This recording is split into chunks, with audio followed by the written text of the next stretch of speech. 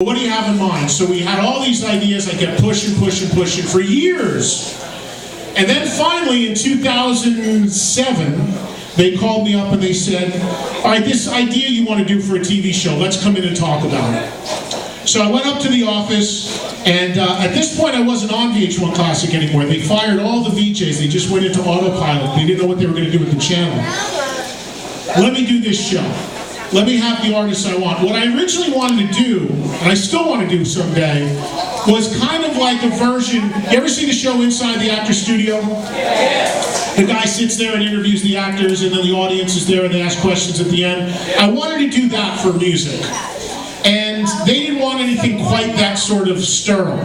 Mine wasn't going to be that sterile, but they only saw it as that creepy guy that does the interviews in the suit, like, Brad Pitt, tell me about when you were in whatever, in Seven, and a wonderful work. You know, you've seen that guy. I wasn't going to do that. But they were worried that's what it was going to become. So they said, okay, we want you to do this show, and we'll give it a shot. But we don't want it to be just you. Do you have any friends that could maybe stir the pot and be ball busters? Yeah, I do. And enter Don and Jim. Yes. I was trying for about a year to get the show going. Different people came and went, were a part of it. Couldn't get it going. Don and Jim met me about 5 years before we started doing that metal show, which is very funny because a lot of people say to me, how did you get stuck with those guys? No, I got them the gig. What happened was they were listeners of my radio show, and again you can see how everything traces back to the start of that radio show back in '83. They're stand-up comedians. They listened to my radio show. They came up to me backstage at an Ozfest and said, hey man, we're big fans of your show, we listen. My radio show, I've always had an open door policy. If you're into the music, even if you're not a musician, come on. So they were clearly big metalheads, and we were all the same age, we're all from Jersey, and they were like friends I should have had 30 years ago, but I just met. And they would always come up and sit in on my radio show. So we had an immediate friendship and chemistry that was going for 5 years before we even did that metal show. Now as stand-up comics, they were doing a series of DVDs called Meet the Creeps, where they would go around with hidden cameras built into their glasses and just fuck with people. So when VH1 Classic said to me, we need some people that can stir the pot, I thought of their DVDs and thought of them. It was important to me that the people that do the show with me were not only ball busters and could bring that element, but also truly loved the music. I didn't want people out there who had no clue and no respect for the bands. This worked. So I told them, get me your videos. I'm going to present you to be a part of this show. Well, on their videos, they do some wacky stuff.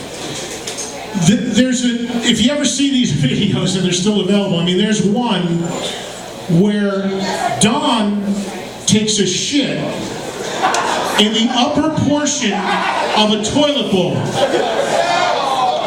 You know the old toilet bowls with the tank on top and the thing on the bottom?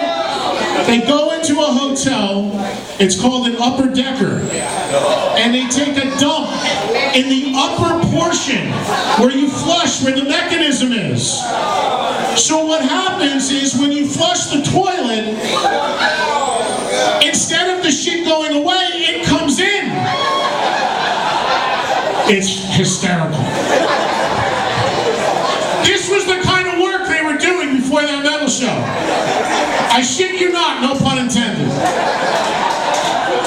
Couldn't make it up. I, being the demented guy I am, thought it was brilliant. So they do this in hotels and then call the guy at the desk and say there's something wrong with the toilet, and the guy be flushing it, and it would... So this is the tapes that I sent to VH1 for their inclusion in the show. To this day, I don't think VH1 ever truly watched the tapes, because I don't think we'd be standing here talking about this show if they did. But anyway, we met, We hit it off.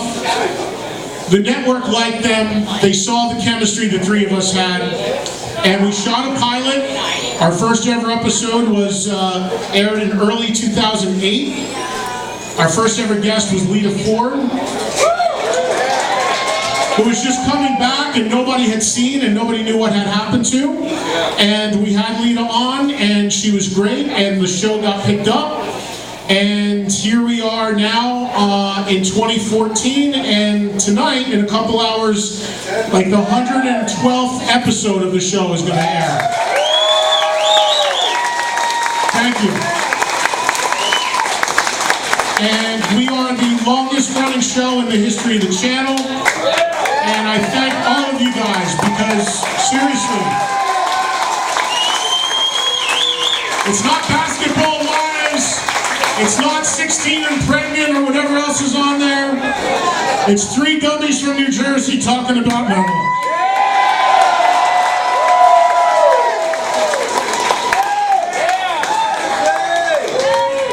And yes, sir, we have talked to Slayer. So, it's been an amazing ride, and it continues, thankfully. And, you know, doing that metal show is a lot of fun. There's work, there's a lot of challenges. I also, in addition to my role on camera, do a lot of behind-the-scenes work. A lot of that is getting artists to be on the show. I book a lot of the guests myself because I have a lot of history and friendship with these guys. And it always amazes me. People don't understand how the booking process works. They just think that anybody that ever existed in rock music just gonna show up on the show. Hey man, go get whatever. It's just not that easy. We do the best we can with who's available to us when we tape and where we tape. But it blows my mind because every day I'll get a tweet or an email or something and somebody say, "Hey Eddie, I got an idea. Did you ever think of having Eddie Van Halen on?"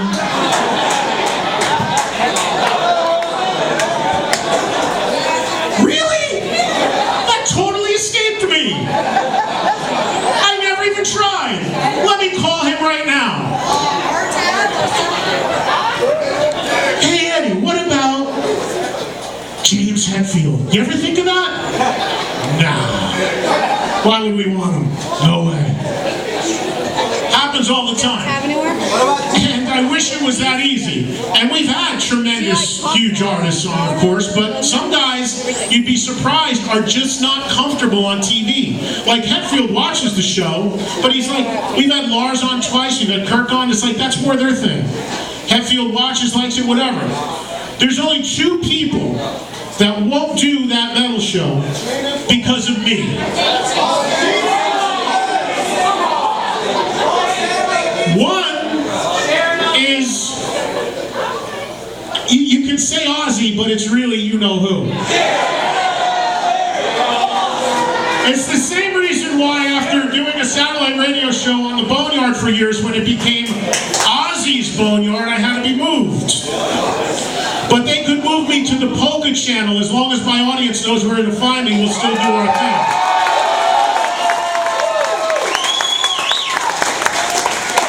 And I told them that too. I don't care where you want to put me. I'm going to do what I do. You can put me on the country channel, you can put me wherever. I'm doing my thing. And it is what it is.